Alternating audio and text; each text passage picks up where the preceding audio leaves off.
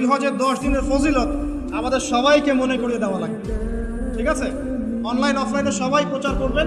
এই 10 দিন নেক আমলের জন্য একটা উৎসবের উপহার আল্লাহর পক্ষ থেকে। এই 10টা দিন যেন আমরা আল্লাহর পক্ষ থেকে এই উপহারকে কাজে লাগাই, বেশি বেশি নেক আমল করি, পরকালকে গুছিয়ে নিই। একটা অকেশন হচ্ছে আমলের উৎসব, সেটা হলো এই জিলহজ মাসের প্রথম 10 দিন।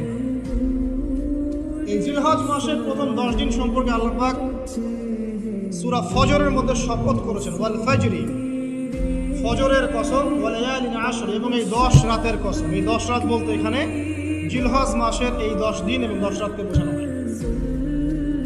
এর ফজিলত সম্পর্কে নবী সাল্লাল্লাহু আলাইহি ওয়াসাল্লাম একটা হাদিসে বলছেন, সহিহ বুখারীর হাদিস, ইবনে আব্বাস রাদিয়াল্লাহু আনহুমা থেকে বর্ণিত, নবী করিম সাল্লাল্লাহু আলাইহি ওয়াসাল্লাম বলেছেন, মা মিন আইয়ামিন আমালু সালিহু ফীহিন্না আহাব্বু ইলাল্লাহ মিন হাযিহিল আইয়ামিল আশর। আল্লাহ পাকের কাছে এই 10 দিন অর্থাৎ জিলহজ মাসের প্রথম 10 দিনের নেক আমল যত বেশি প্রিয়, আল্লাহর কাছে জিলহজ মাসের প্রথম 10 দিনের নেক আমল যত বেশি প্রিয়, অন্য কোনো আমল এত বেশি প্রিয় না। অন্য কোনো আমল, এটা বুঝতে গিয়ে সাহাবায়ে কেরাম প্রশ্ন করছেন, ক্বালু, তারা বলছেন, ইয়া রাসূলুল্লাহ, হে আল্লাহর রাসূল, বলুন সাল্লাল্লাহু আলাইহি ওয়াসাল্লাম, ওয়ালাল জিহাদু ফি সাবিলিল্লাহ, আল্লাহর পথের জিহাদও কি নয়?